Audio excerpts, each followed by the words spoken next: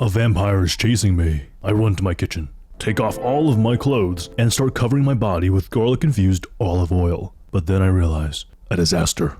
I don't have enough left to cover my most vital region. My oiled up cheeks, but a dry dick.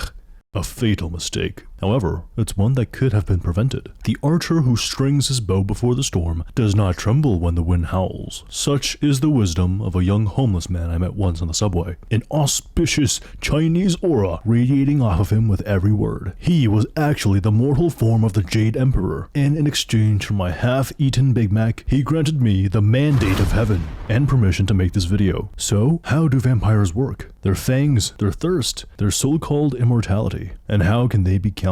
First, I'm going to tell you about my theory. You get a vampire when a regular person and a vampire bat cross their DNA. Why not mosquitoes? Because I don't like them. Also, vampires don't have anteater-looking proboscis needle mouths. They have sharp teeth, just like bats. If my theory is correct, then this is how vampires would drink your blood. The vampire would first wait for you to sleep. They gently crawl on you and lick you repeatedly so your skin is soft and easy to bite. Finally, they drool all over you so the local anesthetic in their spit prevents you from feeling anything. Gently pierce your vein with their teeth and start sucking up the blood. The average adult has 1.2 to 1.5 gallons of blood. That's between 3,200 and 4,500 calories of blood in their body, which would be a very decent bulking meal for a vampire. Or 1/4 of 1/10 of an afternoon snack for this guy.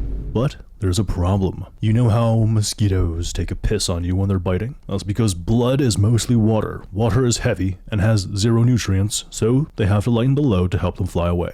Vampire bats can also drink up to half their body weight in blood, and their intestines and kidneys are so efficient that vampire bats start shedding excess liquid just 2 minutes after feeding. So the vampire drinks all of your blood.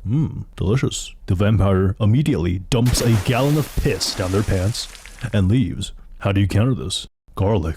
I'm serious. Blood is rich in protein, low in essential vitamins and carbohydrates, and very high in iron and nitrogen, to the point of being toxic. So why don't vampire bats die from drinking blood? The little guys in their intestines take the blood and use it to make all of the vitamins and nutrients that the bat needs. The little guys also help to absorb and process the insane amount of iron in blood, which would otherwise be poisonous. Garlic contains allicin and a bunch of other compounds that kill microorganisms. If you feed a vampire garlic, the antibiotics would make their way down to their intestines and obliterate their microbiome. It would be impossible for the vampire to properly digest blood, and they would quickly starve. If they drank more blood, they would still be malnourished while turning gray from iron poisoning. At the same time, their kidneys would fail as they vomit and spray blood out of their butt. Finally, they will suffer from massive organ failure and die.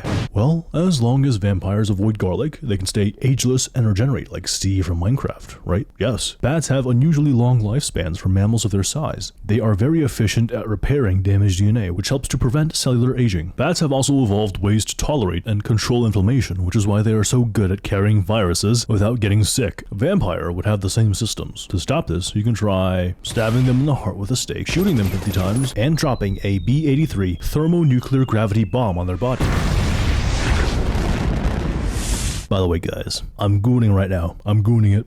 Or am I? Vampires can mesmerize and mind control people. I'm not jaking it. I'm being jaked.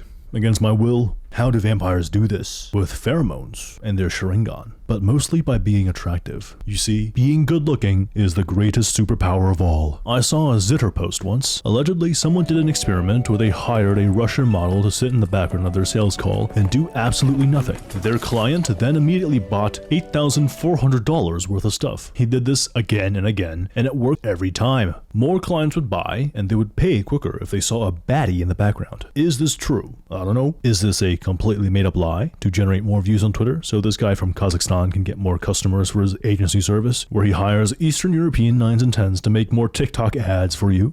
I'm not sure, but I am certain that some people wouldn't know horse racing existed if it wasn't for Uma Musume. So there's only really one thing left to say: hit the gym, count your calories, and goon even when you don't feel like it. That is the only way to truly beat a vampire.